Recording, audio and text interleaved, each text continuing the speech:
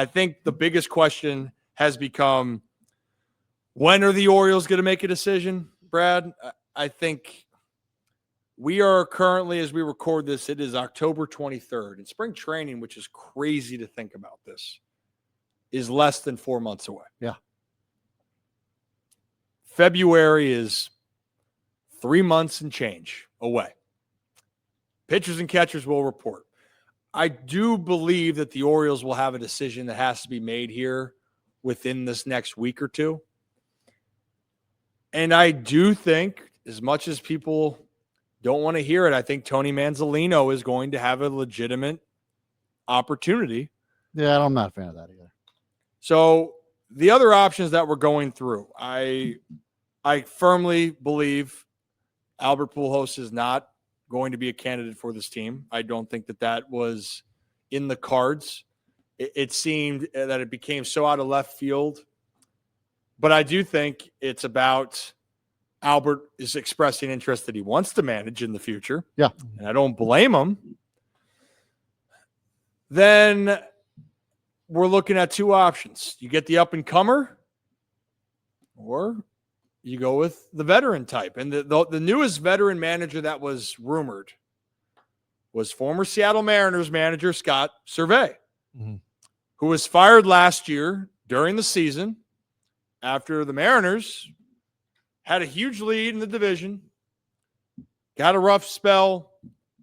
Astros took the lead, never looked back, and Scott was fired.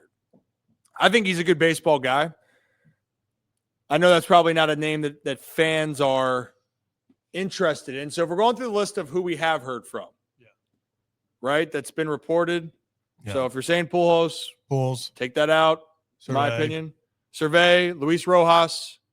And Tony Mansolino. And then every rumor mill, every, article, everything is connected Flaherty in Baltimore. I've not seen anything that gives the notion that they have contacted him. So that's where I everywhere you go, like I've even seen Flaherty's the odds-on favorite to be the man. I don't know where that is. I've not seen anything that has been like, hey, they're interviewing him, they've been in contact, but I just see they are always connected. So I would put Flaherty in there in that, like, people have connected, but we haven't seen anything official come from that connection. So we can't then put that into the account because that's just he said, she said. Yep. It hasn't been linked. They said there's, there could be, but no bones to that. Yeah. So with what we have right now, if we're looking at these options, this is my honest opinion of what's going to happen.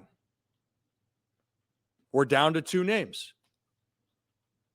Unless something else comes up, and the two names are Scott Servais and Tony Mansolino. And I can tell right now, is in this room looking, it got quiet. Really quiet. Got really quiet in here because I can tell you don't like either idea over there. Just not a fan. I'm not a fan of. Look, Tony Mansolino did a good job of just not imploding the team last year after Hyde came in, but he was a 500. The team was 500 after Brandon Hyde got let go. I would be excited about Tony Mansolino if we saw like some sort of momentum shift, but it just felt like the team still remained stale after he took over. And I would love to just kind of see a little bit more of a more experienced manager in there that had some philosophical changes, differences that brought in analytics and kind of just the real feel of the game. I just didn't get that vibe from Tony. And maybe I'm not making a fair assessment, but like I'm just from my naked, untrained eye and what I saw throughout the season after Brandon Hyde got let go and Tony Mansolino took over, just didn't do it for me. So right here, Kieran, you're saying not wowed with either option, considering the names who are being tossed around. I think that's a fair assessment, but I also want to point this out. The sexy name, the bold, like the one that you want that fires you up, doesn't necessarily mean that actually turns out to be the option that takes you to the promised land. It's not. But I do understand, and this is going back to why we talked about Tony Vitello, when you were going to pressure, the Orioles will be under tremendous pressure in 2026. Which makes my argument even clearer as far as like not being my point even clearer about not being excited about this. Right. But then the manager that comes in, if they don't reach that exact expectation, so that's why I'm saying an up-and-comer, if you're an up-and-coming manager and it's not Tony Mansolino, why would, unless you had firm belief that you are the missing piece, I would be hesitant to take the job because of that exact reason. So like Ryan Flaherty, I have no idea.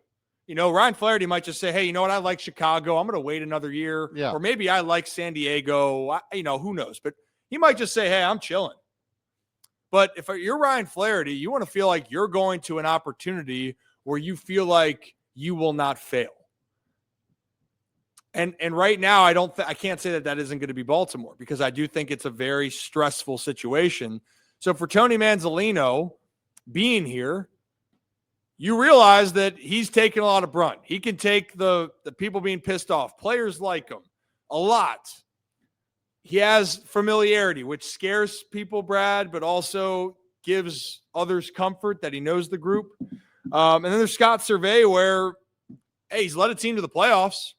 The Mariners had success. I know everyone goes to specifically what happened in the hitting situation over there with the Mariners, which isn't directly correlated to the manager. I think this is where I'm like, and yes, I don't think he's always have the talent in Seattle, but he's managed 1,322 games. He has 680 wins, 642 losses. So he's above 500.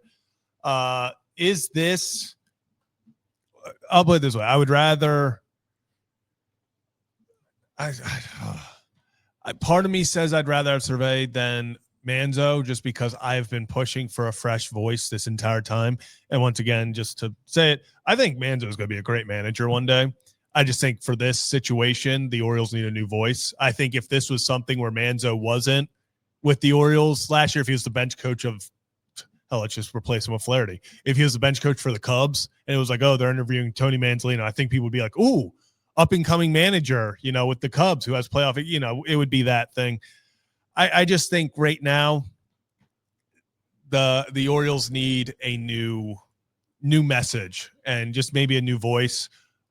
I've said before, I think honestly the biggest pushback for me about keeping Tony Mansolino is my fear that it turns into we're running this back, with the same coaching staff, which I don't think you can run back. I mean, I've seen former players now talking about it online and interviews on different shows. I think the one was on Foul Territory about how the whole multiple hitting coaches to make cooks in the kitchen is just like this weird new epidemic in baseball. It's like, why are we doing this? And Ryan, we've talked about it a little bit. Me personally, I would like, keep a few guys, but I want a new voice in there. I want a new staff. I want to see what we can change up, because last year did not go well. And I just don't think being like, oh, Manzo put it together a little bit. And I think he did a really good job for the cards he was dealt. But like I said a few weeks ago, I don't know if Manzo started from game one, if this team still, doesn't, makes the playoffs. I don't know if he made that big of a difference. So we'll see. My biggest fear is just them running it back with the exact same staff. And that is a lot of people's fear. It's the fear of the same thing happening. And Kieran's question, or I saw right here, would there be more pressure on the manager or on Elias? If the team struggles, yeah, more pressure will be on Elias for the hire. But I'm saying, as a manager going into the situation and you're trying to prove yourself that you deserve to be a manager in the big leagues, that's a daunting task. So when I look at this, Scott Servais and Tony Mansolino, probably one of these two guys, it's a very good chance that one of them is going to be your manager. Because if nothing else comes out, because I think both of those fit the profile. Tony's been around for a while and experience with the team. Scott Servais has been around and is an experienced guy that I think is a little bit more, has his own way about him as a coach and manager. And for them, like Manzo, like this is his chance to prove. And this is the best chance for him as a manager. Scott Servais, it's like, he might not get another opportunity if the job was offered to him, right? So this is either way. We're going to find out a lot here with the Baltimore Orioles. But one thing's, I was just going to say, like, is this also? I think the bigger question would be like, okay, if we bring in Mansolino, is there going to be philosophical changes too? Like, or the heavy analytics that we saw kind of plague the team with like the excessive platooning and everything else, like that has to change too. And so like if Tony Mansolino comes in and has a little bit more autonomy, a little bit more free reign in that regard, I could probably get behind that a little bit. But like to your point, if it all stays the same, Tony Manzolino's back in there, it's the same shit every day. And then we have this window of extremely good talent that I feel like just gets wasted. And then there's more frustration among the fans. And a lot of people get pissed off. Yeah, and you know what I think would be the biggest difference maker, I told you, is how they play next year, the philosophy of which they play. And if they can be healthy, but quite frankly, they make a big trade or big move this offseason, that will change a lot of people's feelings very quickly. If they trade for, I don't see anyone on the market like this, but when they made a trade for Corbin Burns, the level of excitement was off the charts. I genuinely think they could trade for Fred Peralta. I feel like you've done business with the Brewers. I was just going to say, yeah. I think that is a very similar. The Brewers clearly do not think they can pay him. The price won't be as high. I could see that happening. The organization could afford it. Yeah. I also will say when I just looked up Flaherty Orioles, I was thinking, okay, I'm going to get Ryan Flaherty news. The top one is this World Series hero should be the top of the Orioles wish list. And it was Jack Flaherty. And I was like, please don't do this again. We've already tried the Jack Flaherty save the rotation.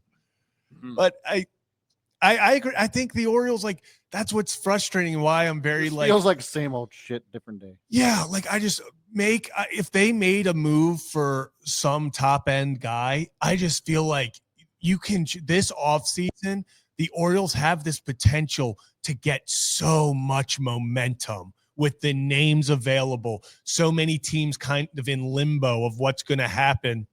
It just feel like, we'll see what the Yankees do. Maybe they go get Kyle Tucker. We see what happens with the Blue Jays and their offseason. Obviously that's the other thing. Like, it's not like the division's getting any easier. Yeah. So like it's the moves this offseason. So regardless, I really don't think it matters to me which manager.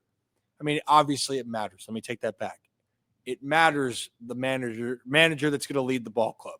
But I think the bigger telling sign is going to be is what this construction of a roster is going to look like, that who you bring in or who's added, and then how do you play then with that group? And that is going to be the telltale for the Baltimore Orioles going into next year, is whether it's Scott Servais, Tony Mansolino, or somebody else that we just don't know. If the Orioles have some new toys that come in and they build off of the roster that they have, excitement and belief is going to be there for the team. But regardless, you're going to have to play better. The Toronto Blue Jays, the reason why they're in the World Series, most comeback wins in baseball this past year. Also, top batting average in baseball on top of that. They were not a top pitching staff on the year. There was a lot of other metrics that didn't have them in the top 10, but they were good in situations. They knew how to come back. They were always in the fight, and they went from being considered one of the worst teams, not only in the American League East, but the American League, to going on and being the team that is 4 wins away, even though it's an uphill battle, but they are 4 wins away from winning the World Series. So if you're new to the channel, hit that like and subscribe